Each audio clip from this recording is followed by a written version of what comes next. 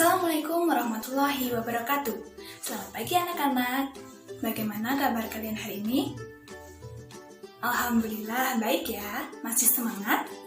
Tentunya masih dong, walaupun masa pandemi COVID-19, yang penting kita tetap mematuhi protokol kesehatan yang sudah ditetapkan oleh pemerintah. Kelas bahasa hari ini akan membahas mengenai teks laporan hasil observasi. Karya 4.2 mengonstruksikan teks laporan hasil observasi dengan memerhatikan isi dan aspek kebahasaan baik lisan maupun tulis. Tujuan pembelajaran pada hari ini yang pertama yaitu mampu melengkapi gagasan pokok dan gagasan penjelas. Yang kedua, mampu menyusun teks laporan hasil observasi dengan memerhatikan isi dan kebahasaan. Nah, apakah kalian masih ingat minggu lalu kita membahas apa? Ya, benar sekali. Minggu lalu kita membahas tentang KD 3.2 menganalisis isi dan aspek kebahasaan dari minimal 2 teks laporan hasil observasi. Tentunya kalian sudah mengetahui pengertian teks laporan hasil observasi. Nah, Ibu sedikit mengulang materi minggu lalu, yaitu struktur dan kebahasaan teks laporan hasil observasi. Struktur teks LHO ada 3, yaitu pernyataan umum, aspek yang dilaporkan, penutup atau simpulan. Selanjutnya yaitu kaidah kebahasaan teks LHO ada 6, yaitu kalimat definisi, konjungsi, kalimat simpek, kalimat kompleks, sinonim dan antonim, yang terakhir adalah menggunakan data. Nah, sekarang kita akan membahas materi KD 4.2. Sebelumnya kita harus mengetahui dulu apa yang dimaksud dengan mengonstruksi teks laporan hasil observasi.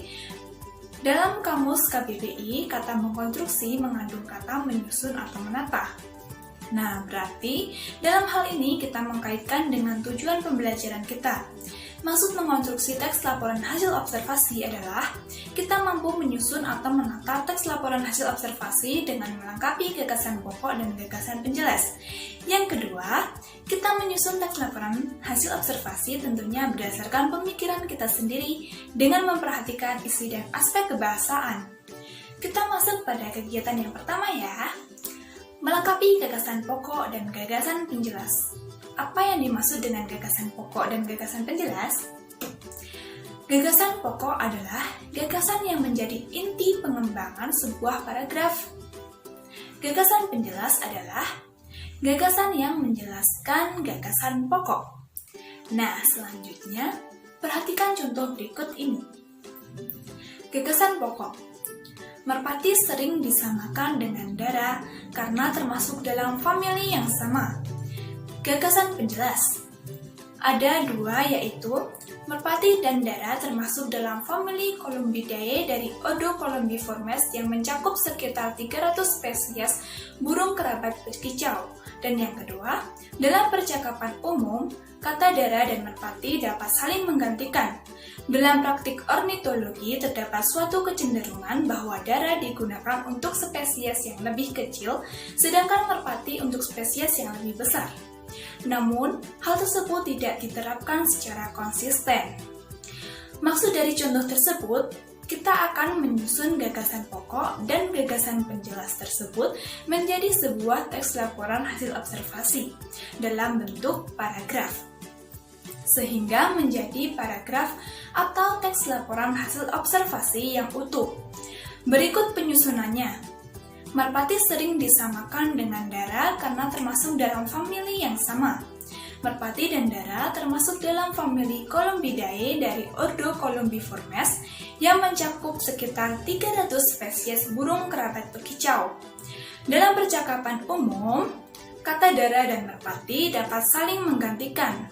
Dalam praktik ornitologi, terdapat suatu kecenderungan bahwa dara digunakan untuk spesies yang lebih kecil, sedangkan merpati untuk spesies yang lebih besar.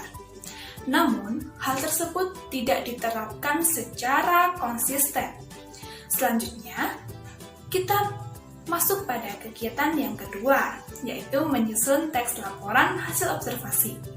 Di sini, kita menyusun teks laporan hasil observasi berdasarkan benda-benda atau objek-objek di sekitar kita.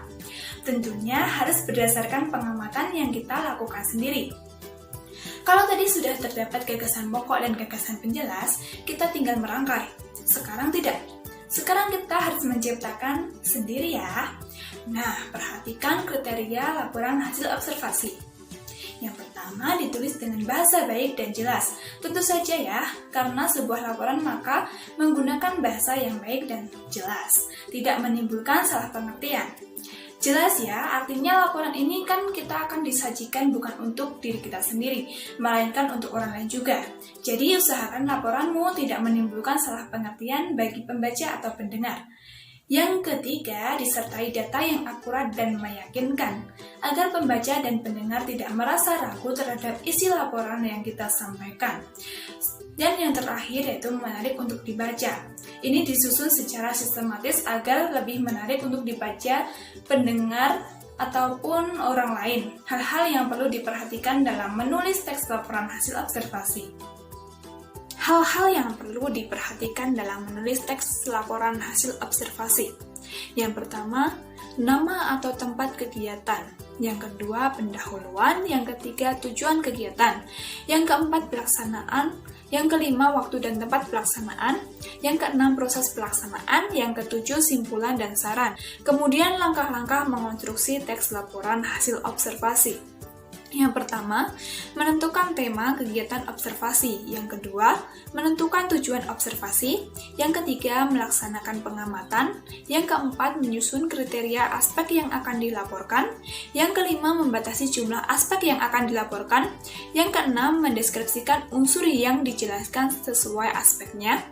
Yang ketujuh, melengkapi dengan data dan gambar. Dan yang terakhir, membuat simpulan. Nah, itulah langkah-langkah menyusun teks laporan hasil observasi. Agar kalian lebih memahami dan mendalami materi kali ini, kerjakan tugas berikut. Carilah satu contoh teks laporan hasil observasi di internet.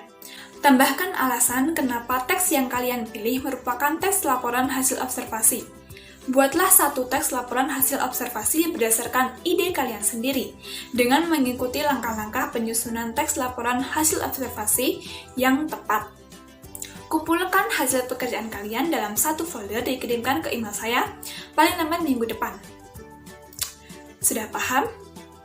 Nah, jika masih ada yang kurang paham atau menanyakan tentang teks LHO atau laporan hasil observasi, bisa WA Ibu ya.